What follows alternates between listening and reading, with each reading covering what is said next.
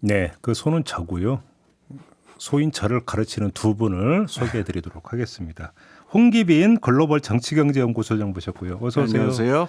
그리고 유신희 KB금융지주 수석 이코노미스트 모셨습니다. 어서 오세요. 예, 안녕하십니까. 네, 두 분이 함께하는 거 몇 주 만인 것 같아요? 아, 그러게요. 굉장히 오랜만이죠. 작년에 뵙고 그러네. 아, 그렇게 되나요? 예. 오, 그렇게 되네. 따져 보니까 네, 알겠습니다. 물프레님이 오늘 우이 독경 어려울까요?라고 그렇게 왜 이런 질문을 주셨을까? 오늘 그런 내용인 것 같습니다. 우리 예전에 경제 폭망론 네. 했고 그 폭망론 할 때 이제 주제가 키워드가 금리 가지고도 위험하고 뭐 우리가 관리를 해야 되는데 구조적인 리스크가 있다. 참 장기적인 시각을 열어봐야 된다. 이런 얘기 나누지 않았습니까? 네. 그래서 그 연속선상에서 구조적 리스크가 뭐고 우리가 진짜 좀 큰 관점에서 대비해야 되는 게 뭐냐 뭐 이런 포인트들을 좀 얘기하고자 했는데 이게 좀 어려울 수도 있는데 최대한 쉽게 한번 풀어서 해보겠습니다. 알겠습니다. 근데 그 전에 좀 관심사가 있어서 두 분의 견해를 한번 여쭤보고 싶은데 지금 난방비 폭탄 때문에 난리잖아요. 예. 그래서 야당 같은 경우는 좀 추경 편성하자고 좀 주장을 하고 있지 않습니까? 어떻게 생각하세요, 두 분은? 그러니까 그 저소득층을 위한 추경이라면은 저기 될 텐데 그러니까 근데 민주당 주장은 소득 하위 80%까지. 하위 80%까지. 예. 저는 뭐 필요하다고 생각해요. 그래요? 예. 그러니까는 우리가 저건 있는데 가스값을 안 올릴 수는 없죠. 지금 그거는 바깥에서 오르는 그 요인도 있고 예. 지금 뭐 미수금이 지금 엄청나게 있으니까 올리긴 올려야 되고 그다음에 기후위기 문제도 있어요. 우리가 지금 가스에 대한 이걸 줄여야 되니까. 근데 제일 중요한 거는 형평성 문제거든요. 예. 예, 그러니까 그 산업하고 그 민간 수요 그 문제도 있지만은 특히 이게 그 생필품인데 저소득층으로 가면은 이게 굉장히 힘들잖아요. 네. 그러니까 이 부분에서는 어떤 지원이 들어가야 되는 건 그건 말할 필요도 없습니다.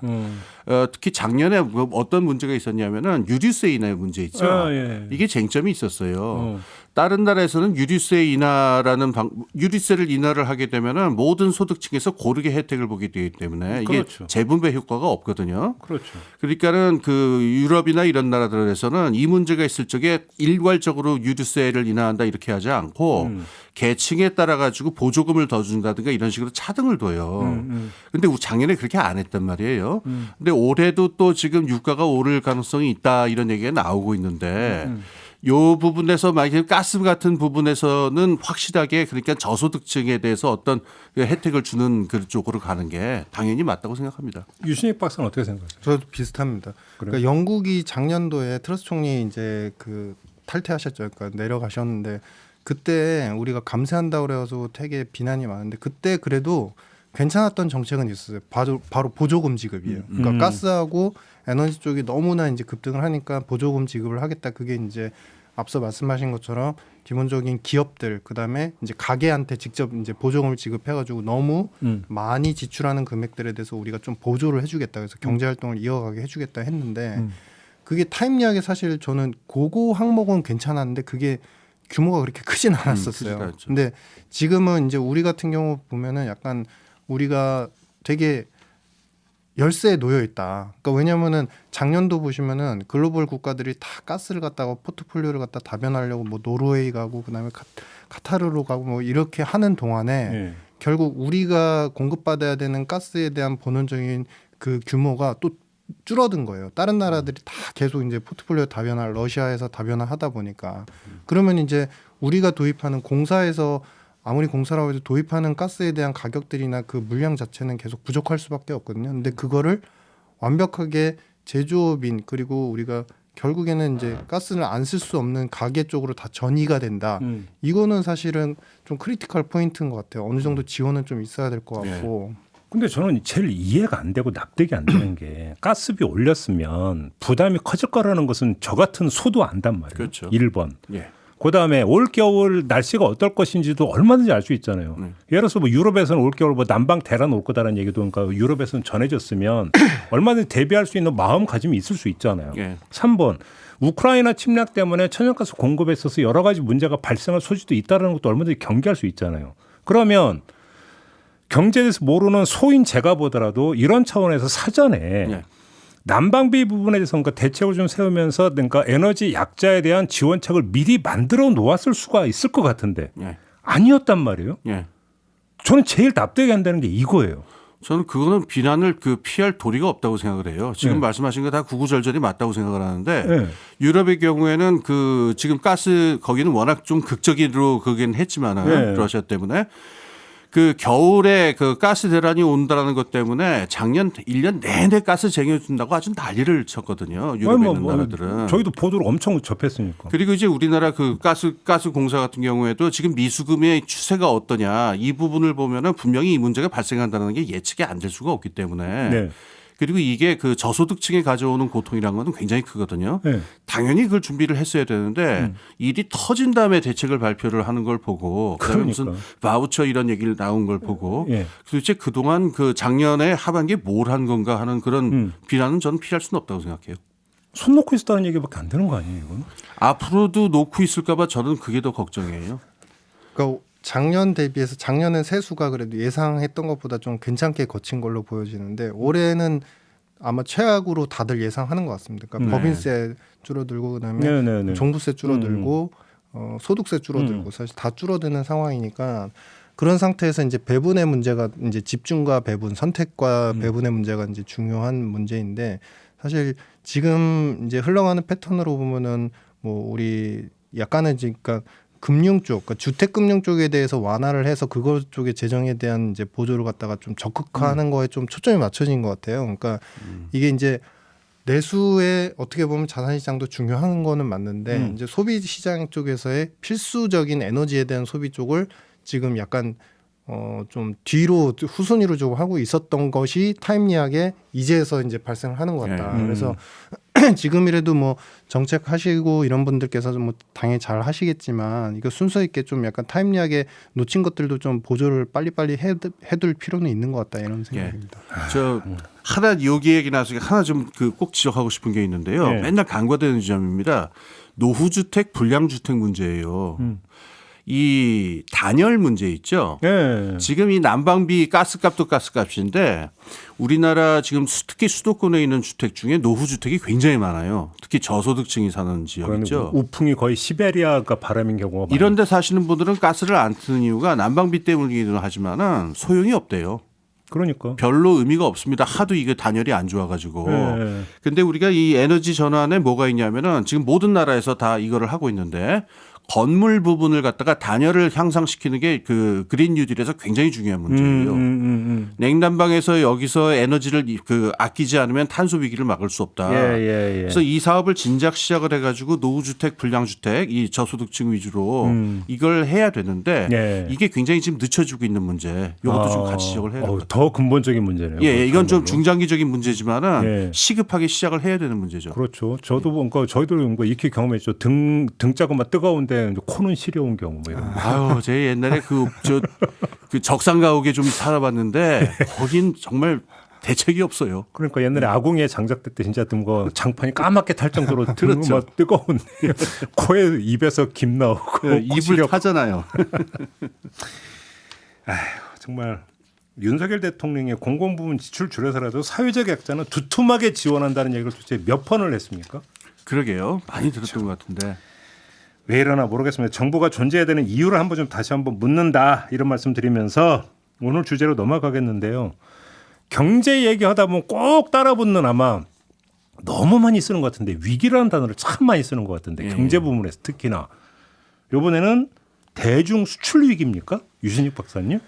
그러니까 이게 작년도부터 우리가 대중 수출이 안 좋게 됐었죠. 그래서 이제 이게 이제 요지는 뭐냐면 이제 반도체 수출이 특히나 그 중에서 비중이 상당히 큰데 우리가 축차적으로 내려가면 대중 수출 비중이 거의 25%고 거기서 또 대중 수출에서 품목별로 다 찾아보면 메모리 관련되는 반도체 관련된 수출이 거의 20%에서 30% 정도 차지합니다. 그러니까 상당히 절대적인 숫자인 거죠. 근데 이제 그게 계속 급감을 하니까 작년도에는 중국이 코로나 봉쇄를 계속 강하게 했고 경기를 오히려 이제 디레버리징하면서 경기가 안 좋았으니까 그래서 이제 이게 회복이 되면 좀 나아질 거다라고 했는데 그게 아닐 가능성이 상당히 크다. 그러니까 구조적인 리스크로 우리한테 다가올 가능성이 있다. 이게 일시적인 현상이 그렇죠. 아니라. 그러니까 이게 우리가 논리를 생각해 보면 간단합니다. 그러니까 중국은 결국에 뭐 화웨이도 있고 뭐 여러 가지 이제 그 기업들이 있죠. 데이터 센터를 만들어야 되고 그 이제 컴퓨터를 만들어야 되고 반도체를 만들어야 되는데 반도체는 이제 큰 틀에서 보면 우리가 세 개로 분류를 할 수 있죠. 이제 메모리 반도체가 있고 그다음에 시스템 반도체가 있고 시스템 반도체는 우리 컴퓨터라고 생각하면 당연히 다 아시는 것처럼 이제 연산이나 자동적인 어떤 자동적인 연산을 계속 하는 장치인 거고 메모리 쪽은 이제 저장을 하는 장치인 거고 거기에 우리가 데이터 센터다 이러면 이제 서버 쪽 네. 이제 들어가는 거고 근데 지금 이렇게 축차적으로 돼 있는데 작년도 이후부터 이제 바이든 정부가 계속 안보, 그다음에 위협, 그다음에 정권 뭐 이런 이제 키워드를 중심으로 해서 시스템 반도체를 아예 중국한테 수출을 금지하겠다라고 발언했고 그러고 나서 이제 그 우리 공화당에서 그 중국 특별감시위원회를 이제 계속 발족을 하면서 그 이후에도 사회적 모니터링뿐만 아니라 이 국가들이 우리에 대한 지재권이나 우리에 대한 어떤 기술을 어떻게 침해하는지를 계속 감시하겠다라고 발표를 했어요. 그러면서 이제 시스템 반도체를 더 이상 주지 않는. 그러니까 중국이 다른 거는 굉장히 빠르게 따라잡았는데 시스템 반도체하고 이 반도체 부분은 아직도 우리한테도 한 2세대 늦어진 상태에 있다 보니까 당장은 어쨌든 이거를 해외에 이제 중요한 그러니까 유수의 기업들한테 공급을 받아서 이제 만들어 나가야 되는 상황인데 핵심은 뭐냐면 그들이 이제 반도체를 가지고서 뭔가를 하려고 하는데 제일 핵심이 되는 시스템 반도체를 갖다가 미국이 이제 수출을 갖다 금해 버렸어요.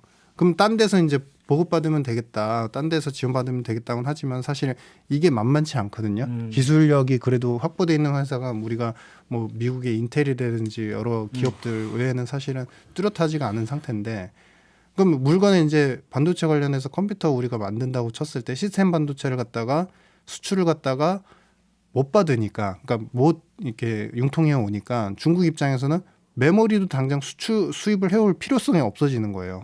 그러니까 그들은 이제 반도체나 이쪽의 기술 자체가 조금 이렇게 누려질 수는 있겠지만 중요한 건 상품을 만드는데 세 가지 요소가 필요한데 1번이 안 오고 있는데 2번을 갖다가 미리 쟁겨놓을 필요가 없다라는 거예요. 그럼 얘네들이 그럼 서버 쪽은 어떻게 하냐? 그나마 서버 쪽은 어느 정도 기술력을 좀 확보를 하고 있기 때문에 서버 쪽 같은 경우는 자체적으로 이렇게 그 자체적인 어떤 자생적인 이제 연구를 계속 진행을 하면서 상용화하려고 움직임을 보고 있는데 핵심은 뭐냐면은 미국에서 이런 시스템 반도체 쪽에 대한 수출을 금하면서 이 반도체에 대한 그 생산 자체에 대한 니즈가 떨어지다 보니까 메모리 반도체 수출이 계속 이제 줄어들고 있고 그러면 이게 언제 어디까지 지속될지에 대한 기간이 가늠이 안 된다. 그러니까 일단 산업계 쪽의 이야기를 잠깐 얘기를 들어보니까 일단은 중국도 경기 부양을 하면 어찌 됐든 수요는 조금이라도 늘어나니까 메모리 쪽도 많이 살아나지 않겠어라는 이제 완만한 그러니까 잠정적인 추측인데 이게 과연 언제까지 이렇게 그냥 긍정적인 기대에서 일어날 것이냐, 계속 지속이 될 것이냐. 그러면 지금 그 얘기가 저희가 이 자리에서 가치 사슬의 큰 변화를 여러 번 이야기를 한 적이 있었는데 중국 수출이 지금 위기 상황에 빠져들고 있다라고 해서 뭐 중국 경기에 따라 사이클에 따른 일시적 현상이 아니라 지금 가치 사슬의 변화 과정에서 나타나는 이건 어찌 보면 구조적인 현상이다. 이렇게 지금 진단을 하시는 겁니까? 그렇죠. 그 우리가 가치 사슬 마이클 포터가 그런 얘기를 했잖아요. 그러니까 우리가 뭔가 최종적인 상품을 만들 때 1, 1, 1 이게 3이 아니라 결국 5, 6이 되는 이유가 각 부분에서 이제 경쟁력이 굉장히 강한 기업들이 와가지고 비용은 절감하고 효율을 높이면서 하는 건데 우리는 이 가치 사슬에서 중간 정도에 우리가 껴가지고 메모리든지 여러 가지 뭐 EV 배터리든지 굉장히 기술로 해야 되는 부분들 우리가 많이 이제 차치를 하면서 거기서 이제 많은 이제 우리가 교육에서의 그 수지를 갖다가 얻어왔는데 중요한 거는 지금 기술의 문제가 아니라는 거죠.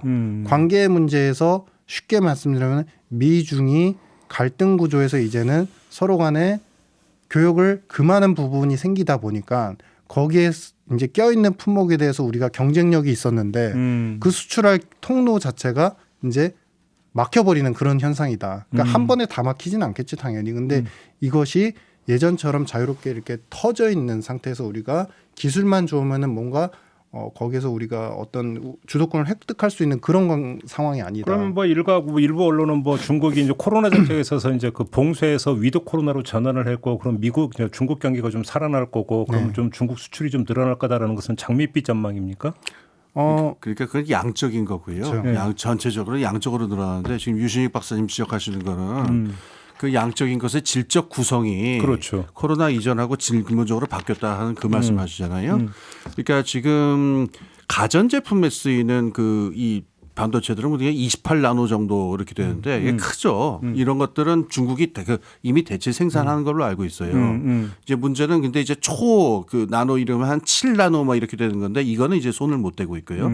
그 중간에 이제 있는 요 부분이 되는 건데 여기에서 작년하고 올해 넘어오면서 중국 정부가 보이는 조짐이 이거 장기적으로 수입 대체하겠다. 그러니까 그 자국 산업 키워가지고 가치사슬이 사실은 그러니까는 전 세계 반도체 산업이 어떻게 좀 과장해서 얘기하면 두 개로 찢어진다라고 할까요? 네네네. 예. 그런 쪽의 방향으로 나가고 있는 그 조짐이 보이고 있기 때문에 설령 양적으로 중국 경제가 커진다 하더라도 우리나라 기업이 그 안에서 설 자리가 있겠느냐. 우리는 그 찢어지는 그 사이에 이렇게 양쪽에 다리를 걸치고 있다가 이제 가랑이가 찢어질락 말락하는 그런 상황이니까 어느 한쪽으로 옮겨 서야 되거든요. 그래서 지금 그런 위기가 왔다는 지금 그 말씀을 하시는 것 같아요. 예. 우리 제가 자료 재밌는 차트 몇 개 준비했는데요. 네. 함께 좀 보시겠습니다. 예. 이 첫 번째 차트 한번 보실까요? 그 그림 보시면은 지금 화면에 나오고 있으시네. 첫 번째 그림을 보시면은 이제 천천히 보시면은 한국의 대중 수출 금액, 그다음에 그러니까 미국의 대중 수출 금액, 그다음에 세 번째가 일본의 대중 수출 금액입니다. 첫 번째로 가시면 되겠습니다. 예. 이렇게 한국 대중, 그다음에 두 번째가 아니 처음 거 그냥 넘어가시는 처음 거 그러니까 예. 그대로 띄워주세요. 그대로. 돌아가게 돼 있나 봐요. 아 그렇게 되는나 보네. 예. 두 번째가 미국의 대중, 예. 그다음에 세 번째 일본의 대중입니다. 그러니까 여기서 우리가 얘기를 하고자 했던 게 뭐냐면 첫 번째 보시면은 대중 수출 금액이 작년도에 미국이 중국 자체가 이제 경기가 굉장히 다운그레이드 되기도 했고 거기에다 블록화 현상 때문에 교역이 이제 어느 정도 단절이 되면서 우리가 16년도 정도로 이제 막 확 줄어버렸어요. 그러니까 전체적인 대중 수출 규모가 교역량이. 예. 그리고 지금 중국 같은 경우 지금 일본 같은 경우에는 반도체 소재 쪽을 많이 이제 수출을 해왔는데 중국에 대해서 그 규모도 밑에 보시면은 왼쪽 하단에 밑에 보시면 이것도 16년도 수준으로 확 줄어버렸어요. 그러니까 일본도 사실 좀 걱정해야 되는 상황은 맞아요. 근데 이제 미국을 보시면 미국도 당연히 시스템 반도체 쪽을 많이 수출했으니까 중국한테 수출 안 하면 미국도 손해인 거 아니야? 라고 하는데 이 바로 밑에 있는 품목별로 보시면은 이거 그냥 숫자만 대략적으로 확인하시면 됩니다. 품목별로 일렉트로닉, 그다음에 우리가 핵 융합 반응 기술, 그다음에 오일시드 뭐 이런 식으로 쫙 이제 품목이 나눠져 있는데 네. 미국의 대중 수출은 품목별로 보면 각각 10% 정도로 다 쪼개져 있어요. 그러니까 우리처럼 한쪽에 메모리 쪽 확 오리엔트돼 있지 않다는 거예요. 그러니까 미국 입장에서 그리고 당연히 다 아시겠지만 그 수출을 흑자를 갖다가 그렇게 거둬야 되는 그 필요성 자체가 경제 시스템상 그렇게 많지 않은 나라거든요. 거기 그러면 중국은 어떠냐? 중국도 그러니까 일본은 어떠냐? 일본은 보시면은 중국 수출이 중요한 부분은 맞는데 핵심은 뭐냐면 일본은 이미 국가별 수출 규모 자체가 다변화되어 있습니다. 그러니까 미국에도 한 20% 수출하고 중국한테도 수출을 20% 하고 근데 우리는 지금 대미 수출을 갖다 많이 늘린다고는 하지만 아직도 거의 25% 이상을 갖다 중국한테 하고 우리는 좀 늘려서 미국이 한 10몇 퍼센트, 17% 이렇게 수출하고 있거든요. 그래서 그런 부분에서 우리가 지금 어떻게 보면은 고래 싸움에 새우등이 터졌는데 일본 같은 경우는 여전히 미국하고 관계를 더 잘하면서 이번에 그 반도체 관련된 투자를 해라라고 했는데 그 트럼프 때도 일본이 미국한테 그 투자하는 규모가 굉장히 컸고 굉장히 빨랐어요. 그러니까 트럼프 때도 우리한테 현지 투자 나올 때 바로 이제 투자 결정을 해버리더라고요. 아베 때. 그러니까 그만큼 관계가 굉장히 돈독한 관계를 계속 유지를 하고 있기 때문에 이번에도 보니까 소재 쪽뿐만 아니라 장비 쪽까지 일본이 대미한테 수출을 할 수 있는 그 여력이 생겼다라는 이야기가 있고 다음 이제 차트를 보시면 이렇게 이제 어려운 구조적인 상황이 돼버렸는데 이게 그러니까 일본이나 미국은 중국에 대한 수출이 좀 줄더라도 뭐 큰 타격, 그렇죠. 나라 전체가 큰 타격이 있는 건 맞습니다. 아닌데 우리는 대중 의존이 워낙 크니까 그렇죠. 수출에 있어서 맞습니다. 우리는 큰 영향을 받을 그렇죠. 것이다. 편중이 좀 많이 돼 있고 거기다가 품목별로 봤을 때도 너무 많이 편중이 돼 있다 보니까 이거를 단기간에 이제 수출 포트폴리오를 다변화하기가 좀 힘든 구간이다. 예. 그래서 이런 구간을 좀 잘 유연하게 좀 넘어가야 되는데 여기에 이제 관계가 이제 모색이 어느 정도 잘 되면 해결이 될 것이냐. 근데 그렇지는 않아 보이는 게 지금 중국이 이 차트는 뭐냐면 전 세계 그 지적재산권 관련되는 특허 조사 관련되는 이제 조사 기구인데요. 네. 여기서 조사한 걸 보면은 이 특허의 출원 승인 건수를 이제 국가별로 다 나눠 본 겁니다. 근데 이 지금 차트가 갑자기 위로 확 올라서는 거 보이시죠? 예. 이게 어디냐면 중국입니다. 어허. 이게 지금 누적으로 보면은 21년도까지 봤을 때 140만 건수를 기록을 하고 있거든요. 근데 여기에서 사실 이 140만 건이 다 쓸모 있는 특허다라고는 보통 인정을 하지 않아요. 뭐 그럴 수 있죠. 네. 예. 여기에 90%가 대부분이 자국 내에서 중국 내에서 승인받은 특허고 이 중에서도 사실 알고 보면은 10%를 제외하고 나면 나머지는 다 연구소나 뭐 학회 이런 데서 출원한 거라서 상용화의 의미가 없다라고는 하는데 핵심 뭐냐면 분야별로 봤을 때 인공지능 그다음에 4차 산업과 관련되는 거 그리고 반도체 분야까지도 테크 쪽까지도 계속 특허를 계속 이렇게 쌓아놓고 있다는 거예요. 어허. 근데 우리가 당연히 이제 특허는 이런 부분은 이제 변리사님들이나 이런 분들이 전문가지만 핵심 뭐냐면 특허는 제가 그동안 이제 알아본 바로도 특허는 이것을 기술화해서 상용화하기 위한 도구이기도 하지만 이면에 가장 핵심 뭐냐면 다른 기업들이 자국에 들어와 가지고 생산을 할 때 그 기업들이 더 많은 수익을 창출할 수 있을 때 거기에서 발목을 잡기 위한 도구인 거예요. 그러니까 예를 들면은 우리가 어떤 기업이 중국에 가지고 많이 만들어 상품을 수출했는데 거기서 그 기술이 우리 특허에 있으니까 그 특허를 침해했다. 그러면서 너희들 수익 배분을 내놔라. 손해배상 청구를 하는 그런 중요한 도구가 된다는 거예요. 아까 들어오기 전에 제가 그 유신익 박사님한테 여쭤봤어요. 저도 이 부분이 그래서 이렇게 설명을 하시던데, 그러니까 지금 여기 그 차트에 지금 쫙 올라갔잖아요, 중국이. 네. 그러니까 보유하고 있는 특허 건수를 갖다가 무지무지하게 늘린 겁니다. 그러니까 이를테면은 가령 도서관이 맹그러질 적에 처음에는 막 아무 책이나 막 갖다 놓거든요. 일단 채워놔야 되니까. 네. 물론 지금 뭐 이걸 폄하할 의도는 전혀 없습니다만 저렇게 근데 폭발적으로 늘었다라고 하는 건 좀 의심이 가는 구석이 있지요. 근데 저렇게 그러니까 이것저것 특허를 잔뜩 중국이 가지고 있는 상황에서는 외국 기업이 들어와서 중국 안에서 어떤 그 생산 활동을 하면은 그 비슷한 특허가 그 중국 내에 보유가 돼 있다 그러면은 소송을 걸 수가 있잖아요. 그죠? 이거 우리 쪽 특허 얘기가 걸리니까 소송을 하든가 근데 소송 비용이란 건 대단하잖아요. 그러니까는 저거 내라. 돈 내라. 이렇게 해서 그 기업이 중국 내에서 창출한 수익의 상당 부분을 가져갈 수 있는 그 계기가 되는 게 이 특허권이다. 이렇게 설명을 하셨어요. 쉽게 말하면 미국의 뒷덜미 잡히고 중국의 태클 걸리고 이렇다는 얘기잖아요. 지금. 그렇죠. 그러니까 여러 가지 요소로 봤을 때도 이제 대중 수출이 그러니까 하나씩 우리가 제거법으로 생각을 해보시면 첫 번째 우리 한국 경제 자체에 대해서 바라보는 시각이 금리 때문에 위험하니까 금리나 인플레가 완화되면 살아날 것이다라는 기대감이 분명히 있는 것 같고 거기에 쏠림이 좀 있는데 금리가 해결이 된다고 해도 두 번째 중국 수출이 문제인 것이고 중국 수출을 하려고 관계 모색을 좀 잘해서 어떻게 풀어나간다고 할지언정 그렇다고 해도 지금 그 안에 섞여 있는 치포에 우리가 들어가 있는 상태에서 일본과 미국이 오히려 반도체 시장과 수요 시장 자체를 굉장히 크게 장악을 해버리면 우리가 중국에서 뺏긴 거를 치포에서 좀 뭔가 회복하려고 하는데 거기서 미일이 확 완전히 굉장히 단단하게 붙어 있는 상태라는 거예요.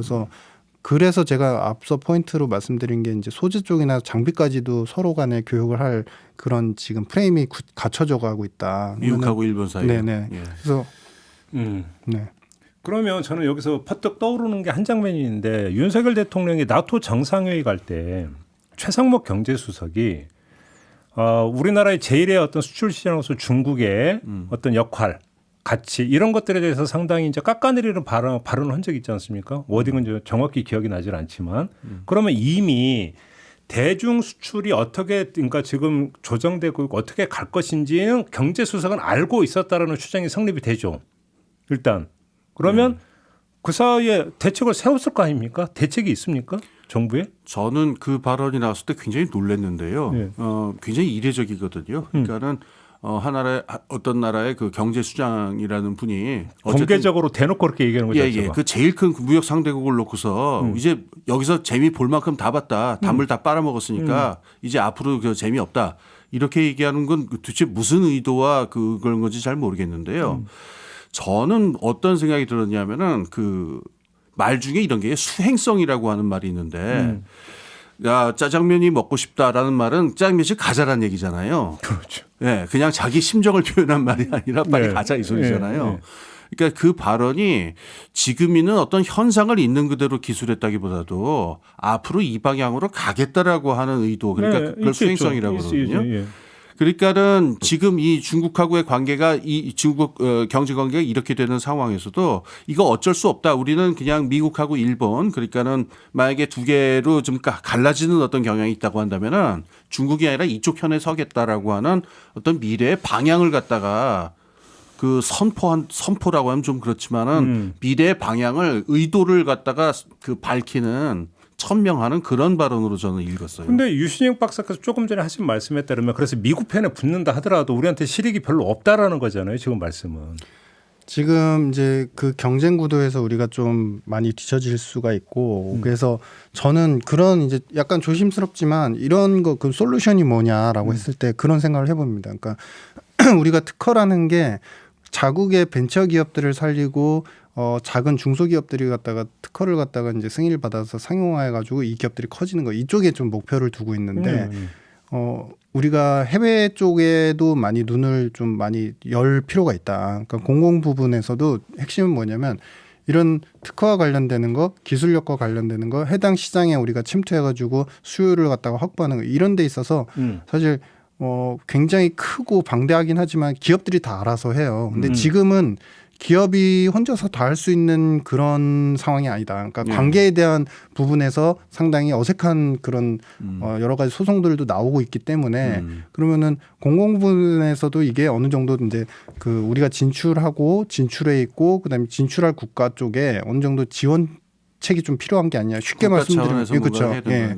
어느 정도 이제 보조를 해서 이게 예를 들어서 어떤 기업이 뭐 제가 아는 이제 독일 수출하는 이제 기업들 중에서도 3D 프린팅하는 기업인데 기술이 굉장히 좋은데 막 수출을 막 열심히 하다 보니까 그 어느 정도 시간이 지난 다음에 그 나라에서 다른 3D 프린팅 경쟁업체한테 소송을 당했어요. 근데 그게 중소기업이다 보니까 풀어나가기가 힘든 거예요. 그렇죠. 그럴 때 이제 어느 정도 공공 부분에서 정부 쪽에서 어느 정도 우리가 그런 어떤 기구가 있으면 도움을 받아가지고 더 잘 해소를 할 수 있지 않습니까? 그런 게 국가별로 우리가 수출 다변화된 국가별로 어느 정도 그런 이제 체제가 프레임이 좀 갖춰져 있으면 이렇게 좀 약간 사면초가인 상황에서 좀 도움이 되지 않을까. 지금 그 박사님 말씀대로라면 지금 정부가 해야 되는 일 중에 하나가 우리의 그 기업이 우리 기업이 갖고 있는 특허나 기술을 보호해 주는 데 있어서 어떤 지원책이 반드시 강구가 돼야 된다. 지금 이 말씀이신 거잖아요. 좀 더 또 중요한 포인트는 수출 다변화입니다. 지금 박사님 말씀하시는 게. 그러니까 우리가 그 7, 80년대 한창 경제 성장할 때는 사이즈가 지금처럼 크지 않았어요. 그러니까는 미국하고의 관계만 강화한다든가 뭐 한 가지 방향으로 풀 수 있을지 모르겠는데 지금 우리 경제 사이즈라고 이 정도 사이즈가 되면은 어느 한 나라하고만 그 가는 나라는 없어요. 네. 그러니까 여기서 지금 그 전체적인 상황을 봐서 다양하게 수출 저거를 하려고 그러면은 국가의 어떤 그 외교부라든가 통상부라든가 이런 쪽에서 미국하고의 관계만 바라볼 일이 아니고 뭐 유럽이라든가 동남아라든가 다양한 나라에서 거기 맞춤형으로 어떤 정보를 계속 축적을 하고 법률적인 어떤 제도적인 지원을 갖다가 다변화해야 된다. 이 말씀을 하신 거죠. 그러니까. 예. 그렇죠. 좀 더 구체적으로 대안은 뭐 실행 방안을 만약에 강구할 수 있다면 어떤 게 있을 수가 있는 건가요? 그러면? 바로 그게 실행 방안이죠. 아까 말씀드린 거 제가 이제 생각해낼 수 있는 거는 거기까지인데, 그러니까 뭐냐면은 이제 예를 들어서 우리가 진출하려는 국가의 특허 승인 기구들이나 기관이 다 있지 않습니까? 그러면은 거기서 승인을 받아가지고 거기서 이제 기업들이 이제 뭐 수출이라든지 여러 가지 기업 행위를 하곤 하는데 그래서 수익을 창출하는데 이제 그 예를 들어서 중국에 있는 특허 기구 같은 경우는 만약에 이게 소송 침해를 당했다라고 이제 중국 기업이 자국 기업이 그걸 갖다가 요청을 하게 되면 당연히 자국 기업 위주로 판단을 할 수밖에 없어요. 근데 그런 부분에서 특허라는 게 굉장히 촘촘하게 저도 예전에 한 번 본 적은 있는데 그 특허 승인에 대한 그 설명 자체가 굉장히 디테일하고 굉장히 막 촘촘하게 나와 있더라고요. 근데 그런 부분에서 법리적 해석보다도 이게 사실 해석을 어떻게 하느냐에 대한 부분에서 갈리는 부분이 굉장히 많은데 그게 도움 없이 기업이 자체적으로 하려면은 그 법 관련되는 우리가 변호 비용이나 이런 것만 해도 어마어마하기 때문에 전형적으로 그 사례를 모아놔서 이 중국 관련해서 우리가 예를 들어서 일본 관련해서 우리가 소송 침해를 당하게 되면 이런 이제 사례가 있어서 그 사례를 준용해서 이렇게 대응을 하면 된다라는 어떤 프레임워크가 있으면 좋겠다. 바로 그래서 그러니까 어떤 그렇죠. 정보 제공부터 좀 일단 그렇죠. 해야 된다는 맞습니다. 거죠. 예, 예. 축적하고요. 그러니까. 예. 그래서 적시에 중소기업 같이 그 자금력이 딸리거나 이럴 경우에는 법률적 제도적 지원이 바로 나가야 되겠죠. 그렇죠. 그러니까 어떤 특정 기술을 가지고 특정 나라에 보니까 진출하려고 하는 중소기업에게 있어서 이제 그 나라의 어떤 특허 출원이라든지 네. 이런 동향들을 계속 그러니까 서치를 하면서 예. 자료를 축적을 하고 그렇죠. 네. 그래서 당신은 그러니까 기업이 지금 여기에서 이제 진출했을 경우 어느 시점에서 어느 기업이 어떤 특허를 가지고 치고 들어올 수 있으니까 대비를 해라. 최소한 이런 정보는 어떤 그렇죠. 뭐냐 지원해 주는 이게 필요하다라는 맞습니다. 거죠. 그리고 두 번째는 열심히 잘 팔고 있었는데 갑자기 이거 소송이 이건 그렇죠. 특허 위배다 이러면서 소송 들어왔을 때 그때 대응을 어떻게 할 수 있는지를 그렇죠. 좀 거기에 대한 이제 패스를 좀 만들어 놓으면 좋겠죠. 근데 진짜로 그렇게 갑자기 그러니까 뒤에서 이거 니네가 우리 특허 침해내고 그러니까 태클 들어오는 경우가 많이 있어요. 그 삼성이 대표적으로 EU에서 유럽 쪽에서 엄청나게 많이 당하지 않습니까? 그래서 그때만 그게 몇 년 전에 좀 많았던 것 같은데 그 비용이 어마어마하더라고요. 그러니까 소송 침해 당할 때마다. 그래서 근데 그거는 사실 우리가 반도체 수출 그러니까 이 분야가 저의 이제 전문 분야는 아니지만 이게 테크 쪽으로 가게 되면 굉장히 촘촘하기 때문에 계속 이게 계속 개선이나 어떤 연구에 진보가 생기니까 그게 우리가 지금 잘 하고 있는 그러니까 기술을 갖다 상용해가지고 승인 받아가지고 수출을 잘 하고 있는데 그 중간쯤에 이미 특허 출원을 해놓고서 승인을 기다리고 있는 회사가 만약 기술이 겹쳐버리면 그게 나중에 이제 소송 침해권이잖아요. 결국엔 그렇죠. 침해권이 돼버리잖아요. 그러니까 그런 부분에서 따로 어떻게 보면은 어느 정도의 그 프레임이 있어야 정보부터 대응에부터 그다음에 최종적인 솔루션까지 좀 나오지 않을까 이런 부분이 좀 보완이 되면 좋겠다. 삼성 같은 경우는 거의 뭐 로펌을 능가하는 수준의 법무실을 갖고 있다고 하니까 네. 알아서 그러니까 대처를 한다고 치지만 중소기업 같은 경우는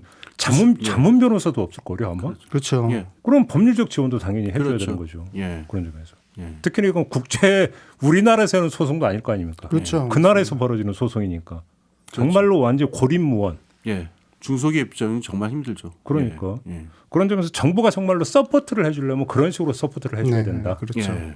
근데 그게 별로 원활하지 않은 것 같다. 이런 지적이시네요. 그게 뭐 사실 뭐 우리만 그런 게 아니라 다른 나라들도 사실 마찬가지예요. 기업이라는 게 사실 자생적인 민간 경쟁력을 가지고 살아나가는 게 기업이니까 그게 없긴 한데 이제 중요한 거는 지금처럼 위기다, 침체론이다, 굉장히 한 방에 쏠려가지고 금리 때문에 우리가 어떻게 된다 이렇게 우리가 단언하고 갈 게 아니라 이런 이제 관계에 대한 부분, 그다음에 교육에 대한 부분에서 우리가 해소할 수 있는, 그러니까 풀어나갈 수 있는 요소가 무엇인지를 하나씩 네, 스텝 바이 촘촘히 스텝 바이 이제 우리가 살펴보고 구축해나가는 예, 그 방향을 지향해 갈 필요성이 있는데 그 부분 중에 하나가 바로 대외교육 쪽 이 부분이다. 그래서 여기서 어느 정도 공공 부분에서 할 수 있는 역할이 이런 부분도 필요하지 않을까라는 생각인 겁니다. 뭐 윤석열 대통령이 입만 열면 이제 기업 지원을 강조를 하지 않았습니까? 예, 예. 그동안에 모든 지원을 아끼지 않겠다. 말만 해라. 뭐 이런 보도를 이제 계속 경제인도 만나고 했는데 하나 나왔네요. 결국은. 말을 그래서 해야죠 이제.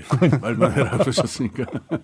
뭘 해야 될지 확실하게 지금 하나가 나온 거잖아요. 예. 하는지 보면 되는 거 아니겠습니까? 이제 유 박사님 저 말씀하신 그 맥락에서 우리가 하나 좀 경계해야 될 게 자꾸 그러니까 중국하고 미국이 이제 큰 차원에서 뭐 이렇게 경쟁을 하고 이러는 게 있는데 여기서 뭐 아니면 도다라는 사고 방식이 있잖아요. 이쪽이냐 저쪽이냐. 경제 이 문제로 가면은 이거는 굉장히 안 좋은 사고 방식, 저 극단적인 사고 방식이거든요. 네네. 어떻게 그 경제 활동에서 뭐 아니면 도가 있겠습니까? 그러니까는 너무 그런 저 단순한 프레임으로 보지 말고 지금 유 박사님 말씀하신 대로 할 수 있는 것부터 촘촘하게 그러니까. 하나씩 구축을 해야 될 것 같아요. 알겠습니다. 뭘 할지가 분명해진다면 그다음부터는 고민할 거 없죠. 그냥 하면 되는 거니까. 그렇죠. 좀 정부가 좀 했으면 좋겠다. 그리고 하라. 이런 말씀을 드리면서 오늘 우이독경은 마무리하도록 하겠습니다. 두 분 수고하셨고요. 저도 예. 함께 올라가겠습니다. 고맙습니다. 네, 감사합니다.